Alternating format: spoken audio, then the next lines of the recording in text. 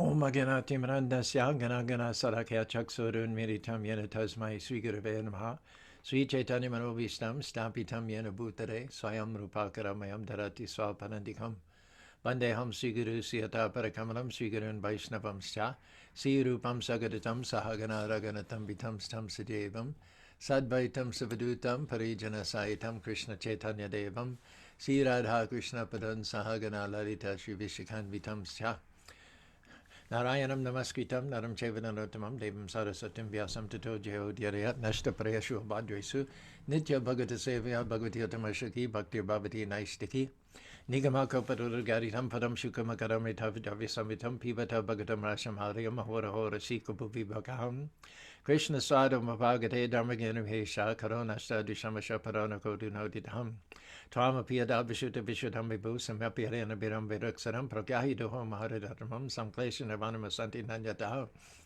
Nama Om Vishnu Padaya Krishna Pastaya Bhuttade Srimati Bhaktivedanta Swami Namane Namaste Sarasati Devi Gauravani Pacharini Nirvishesa Sunyori Praskita Desatari Sri Krishna Chaitanya Prabhu Nityananda Sri Advaita Gadadhar Sri Vasari Gaur Bhaktivinoda Hare Krishna Krishna Krishna Hare Hare Hare Rama Rama Rama Hare Hare.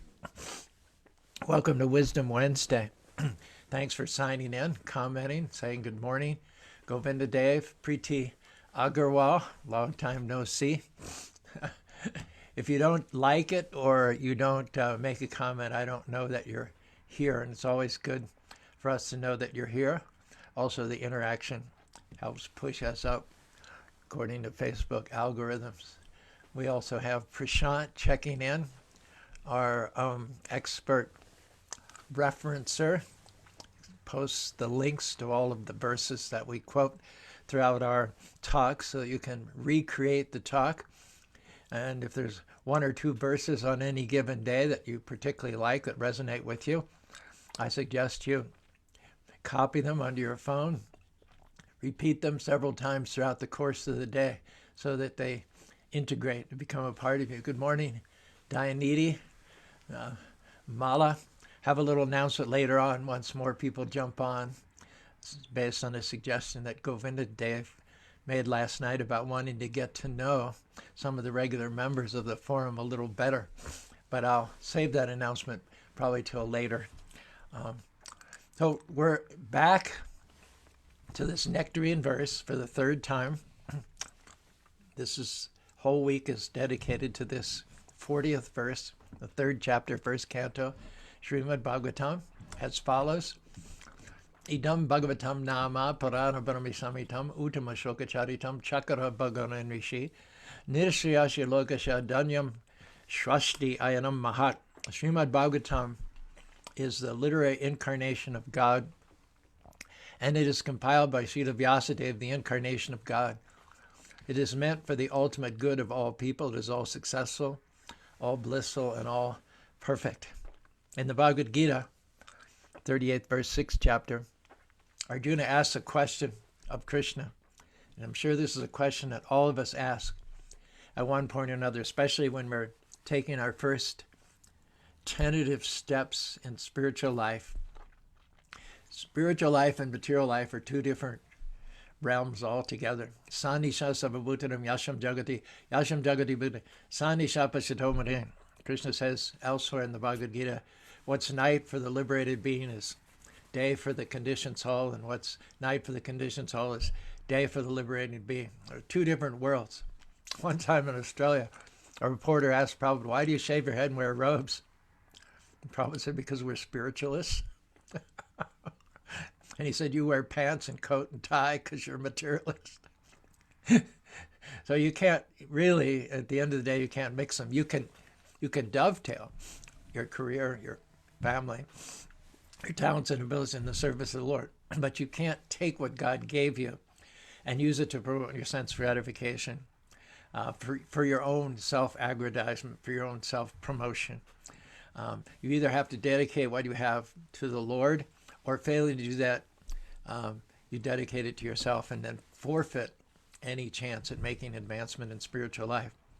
So Arjuna's question here is very telling. He says, Kacha no bhaya viprashta, shenabhimima apratishna mahava vimuda brahmanam. And the imagery is stunning. He talks about not a big, massive cloud on a summer day, but one of those smaller clouds that sort of initially breaks off from the big cloud. So we have culture, and we know culture drives us to conform, to work, to earn, to pay taxes, to walk in lockstep, to have the same desires and goals. House in suburbia, white picket fence, at least that's what it used to be.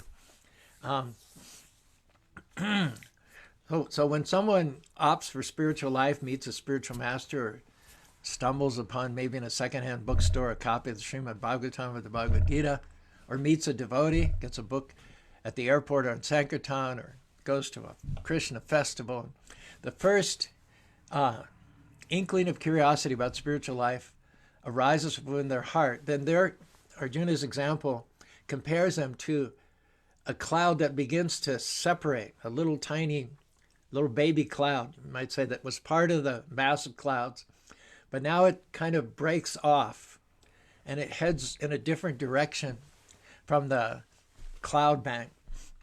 And as we watch that, because it's no longer part of the whole, it's separated and gone off its own, it dissipates. Gradually the air more and more infiltrates it, and less do you see those wispy vapors that make up the cloud, and eventually it disappears. So Arjuna's example is, if someone leaves off material culture and takes time, not for just promoting their career, promoting the sense gratification as culture would like to have us do, but for cultivating spiritual life and transcendental knowledge. So you're losing time. You're actually falling behind in the rat race to the degree that you practice spiritual life. So then if you later on you desist, you stop material life and you go back to material life. I actually had one friend in Utah. He'd been a devotee for a number of years, and then he got a job again, and he started a business and this and that. And then he said something to me one day about having to catch up. And it was like, what did you say? You have to catch up? Anyway, that was how he'd fallen behind.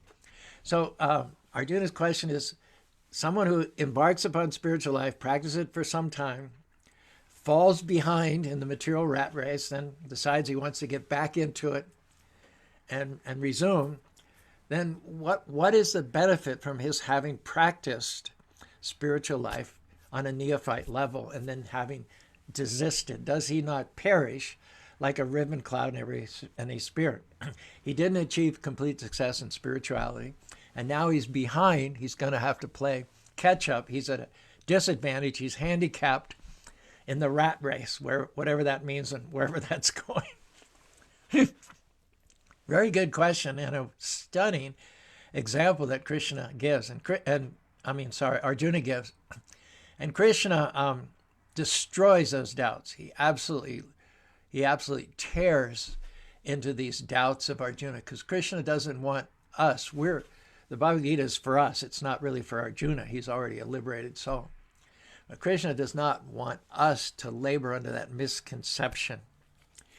Anything that you do in spiritual life is to your eternal benefit. There's no loss.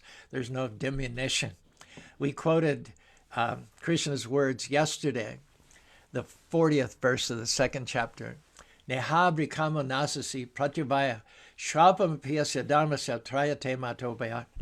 Even if you only become 1% Krishna conscious, that is to your eternal benefit. That's credit in your bank account. It's never lost. It's never perishes.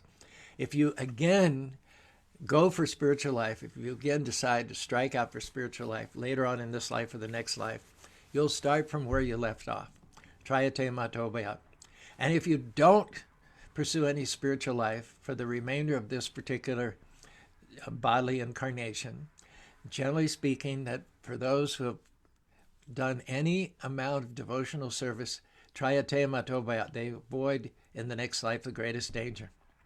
What do you imagine is being referred to here? The greatest danger. Well, I think you'll agree with me that if we want to keep progressing in spiritual life and ultimately make our life better and better and better and better, and the lives of our children better and better and better and better, then the biggest setback, the worst thing that can happen, is to take birth in a subhuman species. Would you agree with me? Now, some people, even so-called transcendentalists, the theosophists, are one such group who stick their head in the sand and deny that having reached the human form, you can regress. You can fall back and then not get the human form in the next life.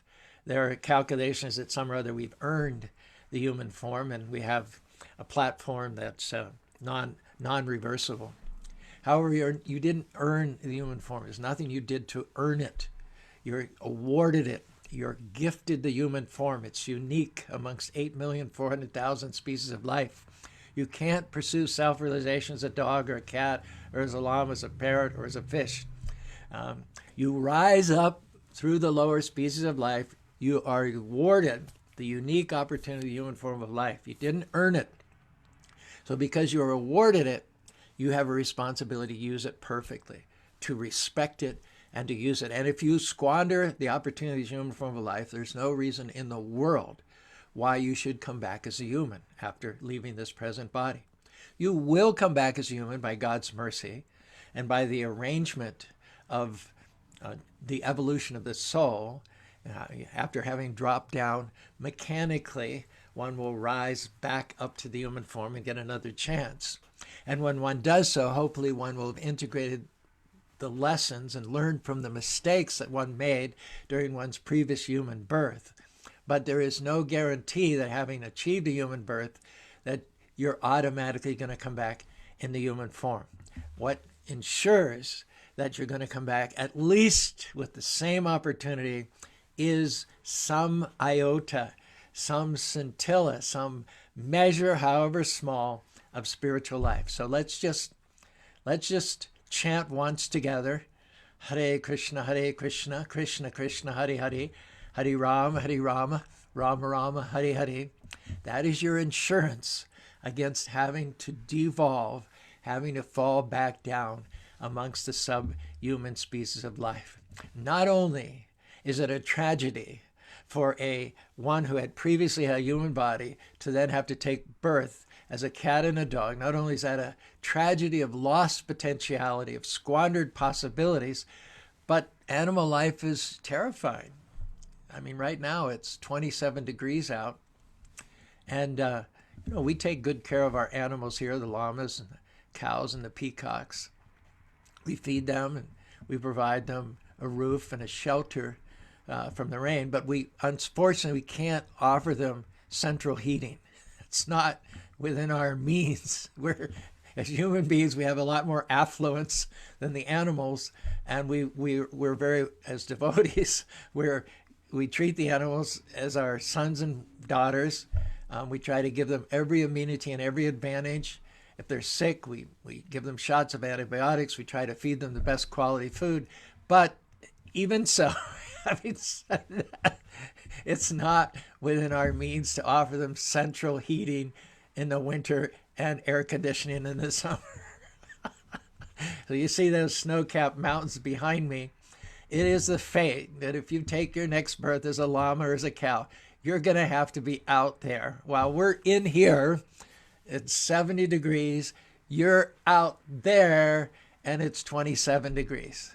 And I'm sorry, as much as I like to help you, that's not in my job description to provide you central heating and air conditioning. So even under the best of circumstances, even on a farm which is run by devotees who would not even kill an ant, who respect life wherever it comes, and who see all the creatures inhabiting Krishna's property as devotees performing devotional service in one way or another, still there's so many things that are undesirable about taking a less than human birth. You want to avoid it. If you do, be sure and pray to Krishna, please let me take birth as an insect, as a llama, as a peacock in the temple property, in the house of the devotees. That will not be a loss, but that will be a gain.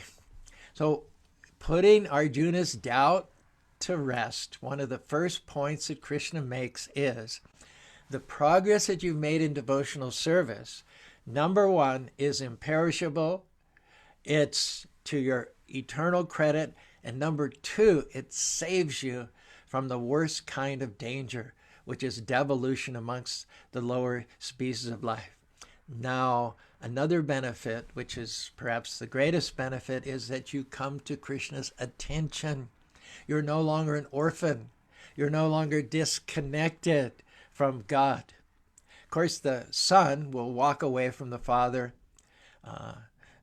distance themselves from the father, keep the father at arm's length, eventually forget about the father and the amenities of the home in which the child grew up and which the father provided.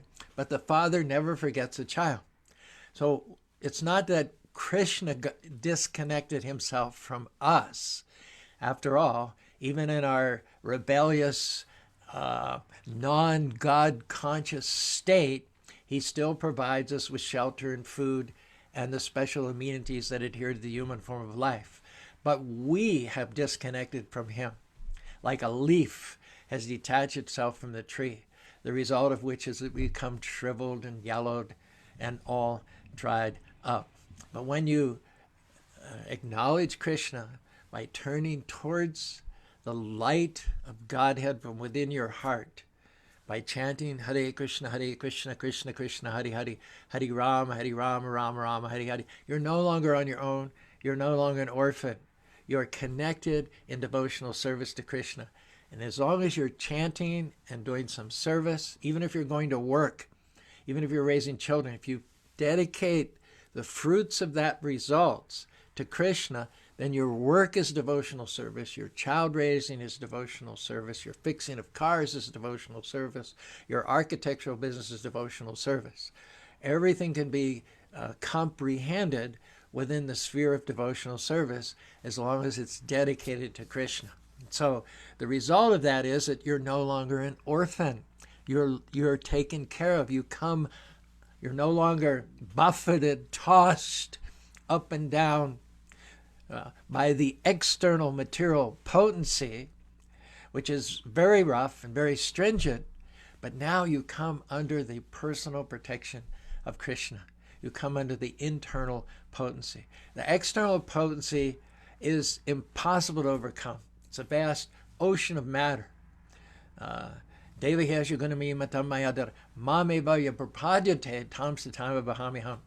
Krishna says, on their own, no one, even big demigods like Lord Shiva and Brahma, cannot conquer over the insurmountable external energy of Lord Krishna and Lord Vishnu. However, if you surrender to the source of that energy, then Krishna calls it off.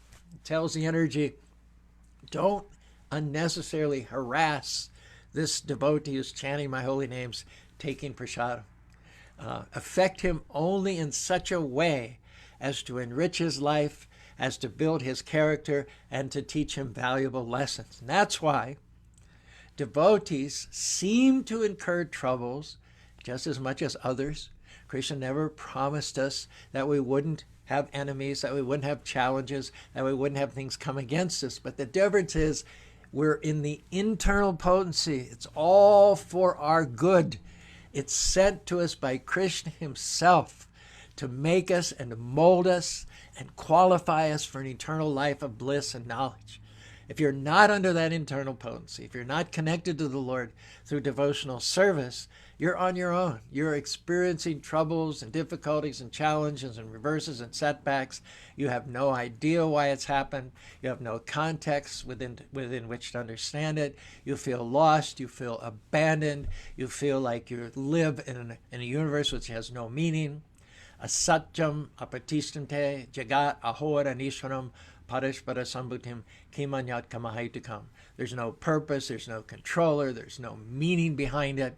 It's an extremely dark, nihilistic way to live. And Krishna saves us from that meaninglessness, that purposelessness, by assuring us, Sipram Bhavati Dharmatma Santyam Sasva Chantim Nigajiti Konte Apratiti Name Bhakti Pranasati. 31st verse in the 9th chapter of the Srimad Bhagavatam.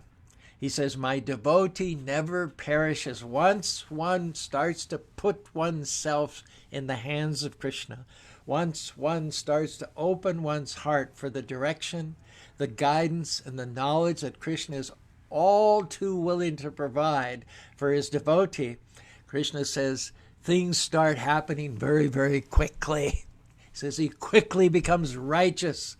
He attains lasting peace. Declare it boldly, O Arjuna, that my devotee never perishes.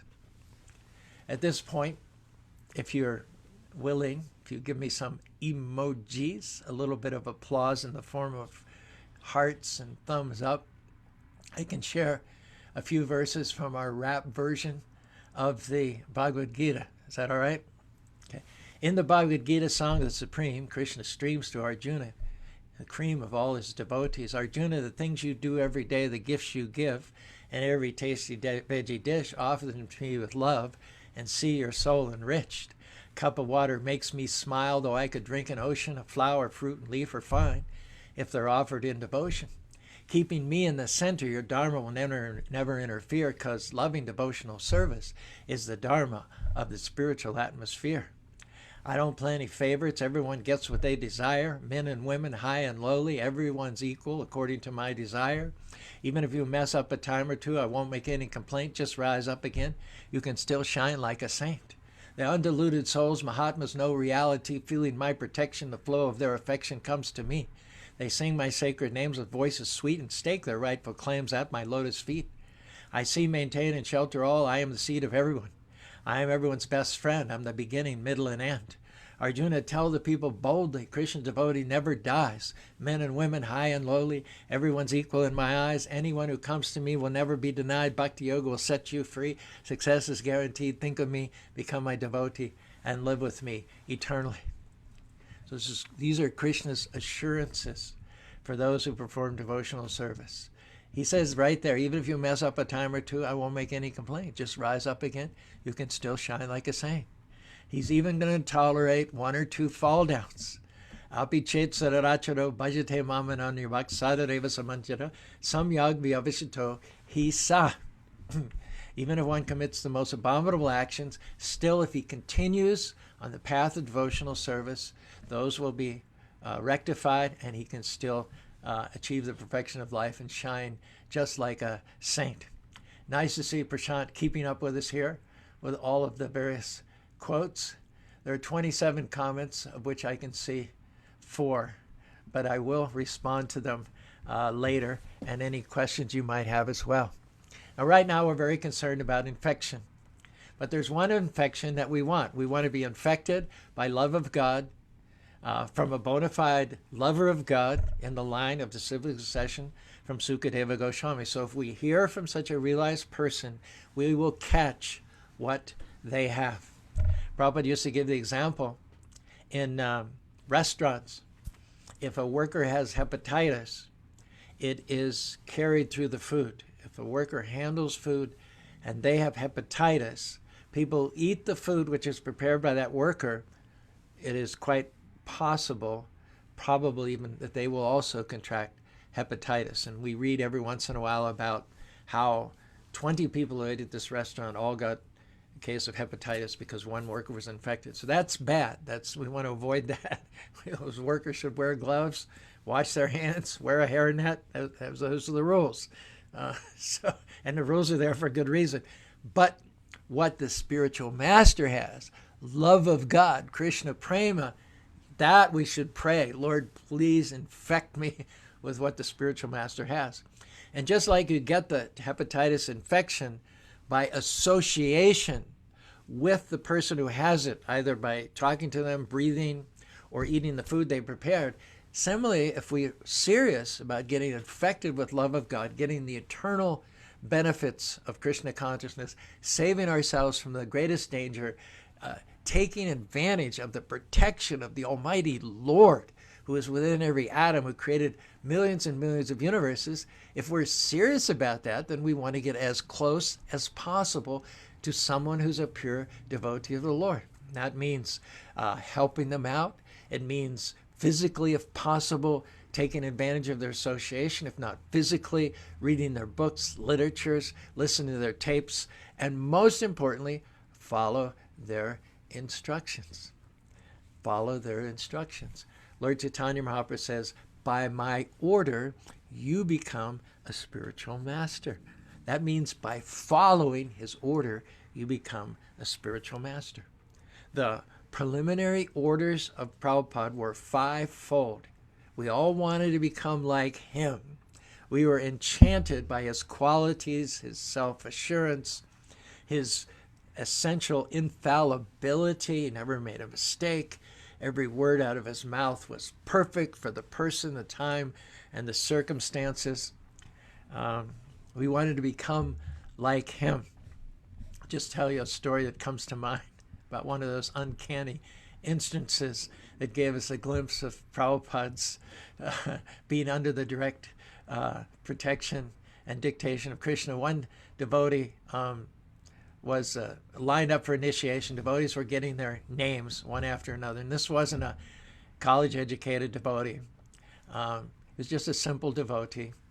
And he heard the devotees before him getting names like Radha Balava, Lakshmi Narayan, Anna Kadun Dubi. And he thought, oh my gosh, he said, if I get a name like that, I won't know how to pronounce it. He says, I hope Prabhupada gives me a simple, short name.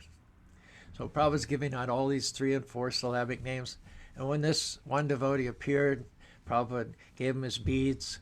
And then he said, your name is Gopal. Is that all right?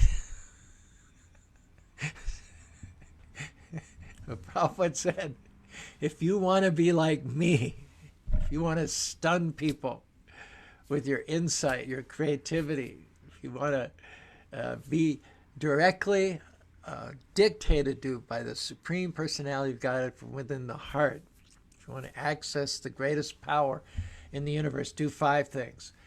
4 things you have to avoid and 1 thing you have to embrace, like anything. No illicit sex, no gambling, no intoxication, no meat eating. You have to give these up. If you're serious about accessing the benefits of devotional service, give up the things which are antithetical to it. Give up eating meat, illicit sex, gambling, intoxication, and then embrace the process of chanting Hare Krishna, Krishna Krishna, Hare Hare, Hare Rama, Rama Rama, Hare Hare.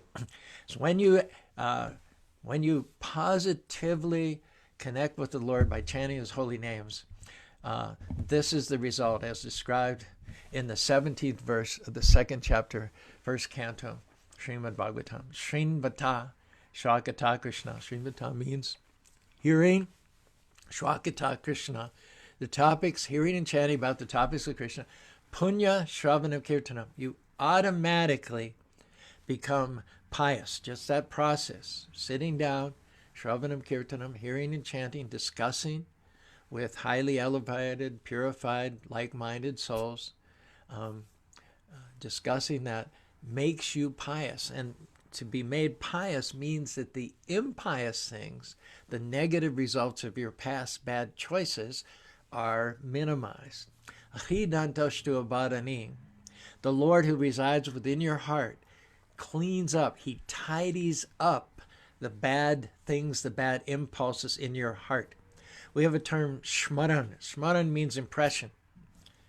So certain things make a very, very deep, indelible impression. Impressions may be subconscious. They may not be in the forefront of your consciousness. But bad choices, bad situations, bad language, bad movies, bad encounters that we've had, they're all living within us. Nothing is actually ever forgotten. We are the composite of all the impressions that we have created. And many of them were done in ignorance, without knowing what is right and what is wrong. Pravitim cha, navritim cha, what is clean and what is unclean.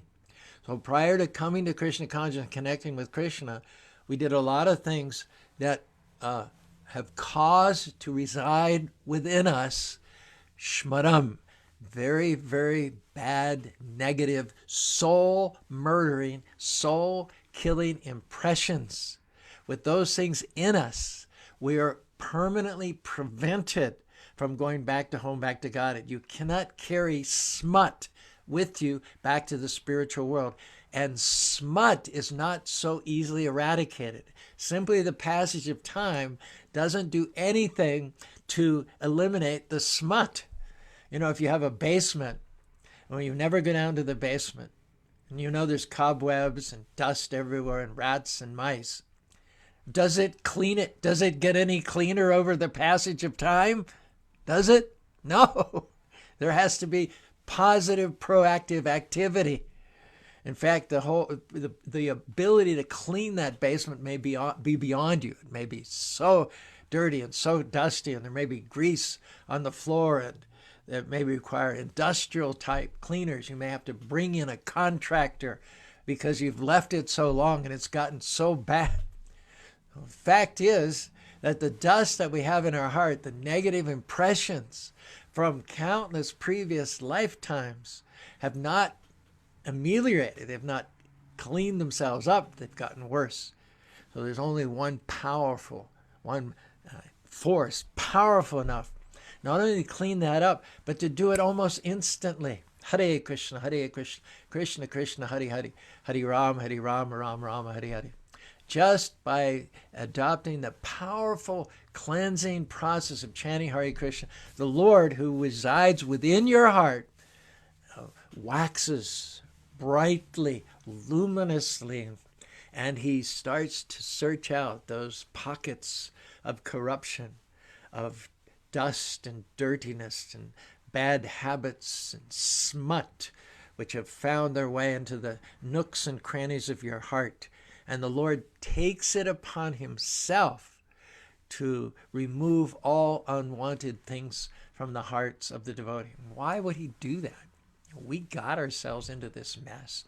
We, with our eyes wide open, left him, turned our backs upon him, came to this material world, threw ourselves into unbecoming animalistic pursuit of sense gratification. The Lord could easily just say, I wash my hands on you, it's on you.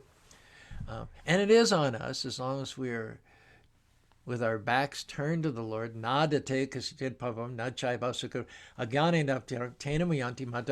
We do have to take responsibility for our choices. That's what happens when we separate ourselves from the Lord. He no longer buffers us against bad choices, against negative karmic reactions. You want to be on your own?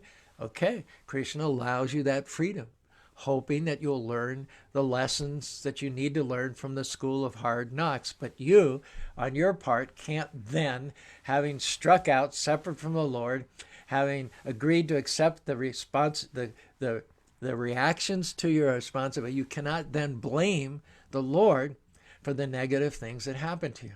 Said if you throw the ball down on the floor of the basketball court, you can't be surprised when it bounces back up and hits you in the face. However, when we turn again towards the Lord by chanting Hare Krishna, Krishna Krishna, Hare Hare, Hare Rama, Rama Rama, Hare Hare, then we are no longer on our own. The Lord personally takes it upon himself to clean up the debris, the smut, the dirty things, the cobwebs, the shmaran, the negative impressions which reside, which lurk in the depths of our hearts. And he doesn't just clean up one thing. He cleans up everything. And he doesn't take it took us millions of lifetimes to get to this fallen condition.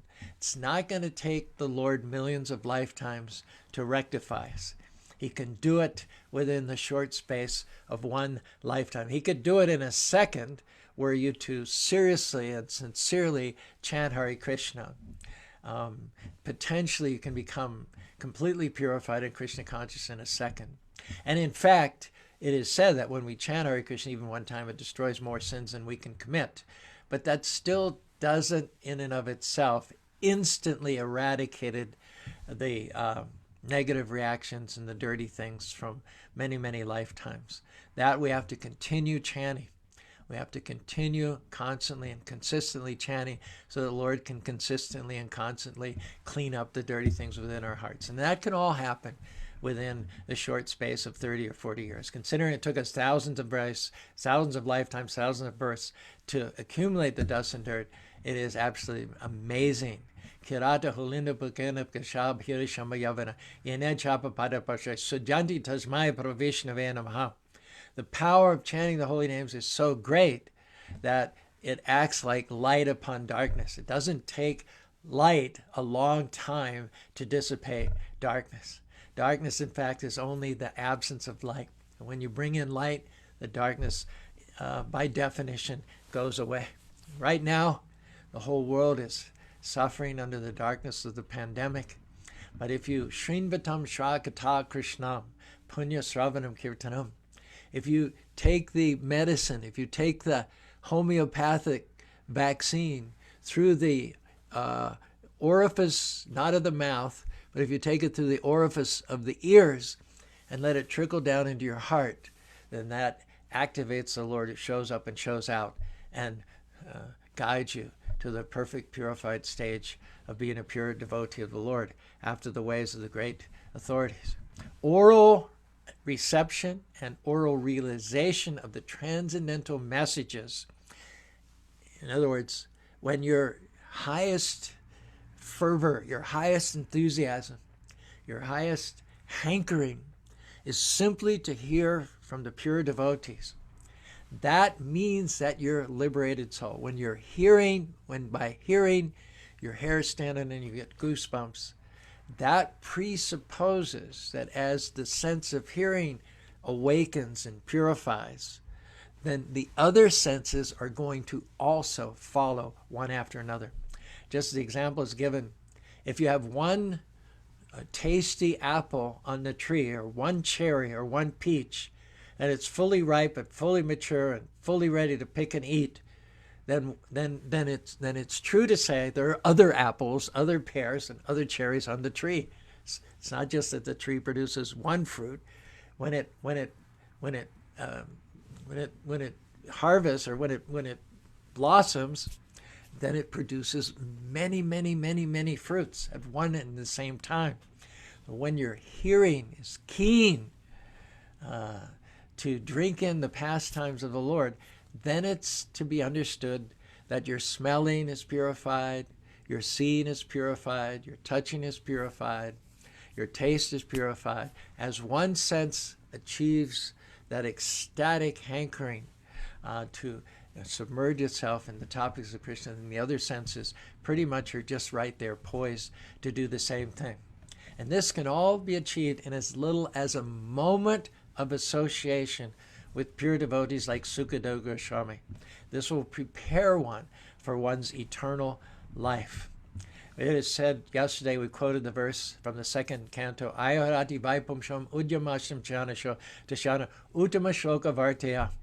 Those who spend their times discussing mundane topics, the perishable topics in the news and the fads and fashions of this material world, every rising and setting of the sun steals, robs them of one more golden opportunity to become God conscious and solve all the problems of life. On the other hand, those who use the time of day to discuss the topics of the Lord, they themselves are immunized from the rising and the setting of the sun. They are not robbed of the valuable minutes and hours and days of their lives. They are inhabitants of the eternal spiritual world. And all they have to do is just keep up that process. Don't fall off the wagon. As long as you're following the four regular principles associated with devotees, dedicating the fruits of your labor to promote the Krishna conscious movement, you are immortal. So the key is just to stay immortal by not falling off the wagon. But if you do fall off the wagon, as Arjuna said, there's no loss. Krishna has noted you. He's going to guide you and direct you back home, back to Godhead. Your credits are eternal credits. There's so many benefits even from not completing devotional service 100%. On the other hand, Prabhupada gave the example, if you go to medical school, you want to become a doctor. You have to go and get your BA. You have to take your pre-med. You have to go to medical school. It's an investment of like 16 years before you finally get certified as an MD. If you do it for 15 years, 11 months, and 29 days, and then for some reason you cease and desist, maybe your funds run out, or you fail your test, or you just lose your enthusiasm, the whole endeavor is a waste of time. The material duties must be done perfectly and to the end to get the result. And if you desist or you retreat at any time, whatever you've invested there's nothing to show for it whatsoever. But any investiture in devotional service is to one's eternal benefit. Ultimately, one would hope that inasmuch as there are so many benefits that accrue from performing devotional service, that one would be intelligent enough. Krishna Vaniti Saha Krishnam Sangha Yang Sumeda Saha. It is said that those who have good brain substance will fully take up the process of devotional service 24/7 and cure the disease of the material infection. That having stepped up to immortality by following the four regular principles, chanting Hare Krishna and performing devotional service under the guidance of a spiritual master, they will stay on that platform of immortality and thereby conquer death. Death is a symptom of the material infection of the living being. Only due to material infection is the eternal living being subjected to Janma Mritu Jara Vidhi. The only reason why we have to undergo, we as eternal spirit souls have to undergo birth, death, disease, and old age is because we're materially infected. And once you taste the nectar, once you awaken Krishna consciousness, such satisfaction, such meaning, such fulfillment is there that there is no need to convince you that you're on the right path, that you're on the upward path, because you can perceive it for yourself. Hare Krishna, Krishna Krishna, Hare Hare, Hare Rama, Rama Rama, Hare Hare. Rupa Goswami said, Tande Tandavini Ratam Tandartanda Valab Karna Kruda Katambinim Gatayate Katashkuda Spridha. Even in the beginning stages, we can take note of this statement by Rupa Goswami that when he chants Hare Krishna, Hare Rama, so much nectar, so much juice is churned by those syllables, Krishna, Rama, Hare, that he wishes for thousands of mouths and thousands of ears to fully taste the pleasure which is contained within those various syllables. Hare Krishna, Krishna Krishna, Hare Hare, Hare Rama, Rama Rama, Hare Hare. Nobody has to write you a certificate. Nobody has to verify that you're now going back to home, back to Godhead, that you're solving all the problems of material life. When you're eating, you might have been hungry, but now a good plate of prasadam is in front of you, and every bite that you take, your hunger goes further and further and further away. And when you're completely satisfied, no one has to write you a certificate that now true is satisfied. You know yourself by direct perception that you're completely satisfied. Susukam kartamavyam. Process of going back to home, back to God. The process of re-sheltering under the loving patronage of our Supreme Father is not difficult. It's not burdensome. It's not onerous. It is blissful. One time in Australia, someone asked Prabhupada, what do you Hare Krishnas do for recreation? Prabhupada looked at him. He said, repeat the question. He said, what do you Hare Krishnas do for recreation? And Prabhupada said, it's all recreation. What's not to like? Singing, chanting, dancing, taking prasadam, and then repeat singing, dancing, chanting, taking prasadam, and then repeat. Yat pada pankaja palaja vilakta karmasanam garita tadavam yasyo matyo shrotiganam tam aranam bhaja vesadevam. When one takes shelter at the lotus feet of Mukunda by hearing and chanting his glories, one has so many things to do. There are so many qualities and tastes and flavors, Baskin-Robbins varieties of tastes and relationships that one can have personally with the Lord, that one can appreciate and celebrate, that millions and millions of uncountable other liberated souls are resonating and resounding and reciprocating with the Lord. There's so much there in the spiritual world. It's an ocean of pleasure, an ocean of variety and a feast of diversiveness compared to this material world, which is just eating, sleeping, mating, defending, chewing the chewed, same old, over and over and over and over and over again. And when you step over from mundaneness to Krishna consciousness, from the external energy to the internal energies, whole panoramas open before you. The reality of vibrant, conscious, spiritual world awakens and unfolds before you. There's no end to it. The practical point of the matter is that when you're a devotee, you're just too busy. There's too many things to do to get distracted by mundane, animalistic, sensualistic pursuits. Krishna consciousness is by its very nature blissful. Krishna has so many qualities. Even Ananta Sheshu has thousands of mouths, never comes to the end of appreciating, savoring, honoring, glorifying the qualities of the Lord. 7th verse, 14th chapter, 10th canto of the Srimad Bhagavatam. Gunatmanas tepi gunanvidutam hitavanisha karishara kadeni yarvavi makasha kavaya bupamsave kyanimabushavisham. It is said that in time, learned philosophers, scientists might be able to count all the atoms of the earth, might be able to count all the particles of snow, all the snowflakes, or maybe even count the shining molecules radiating from the sun, perhaps to count the stars and all the other luminaries.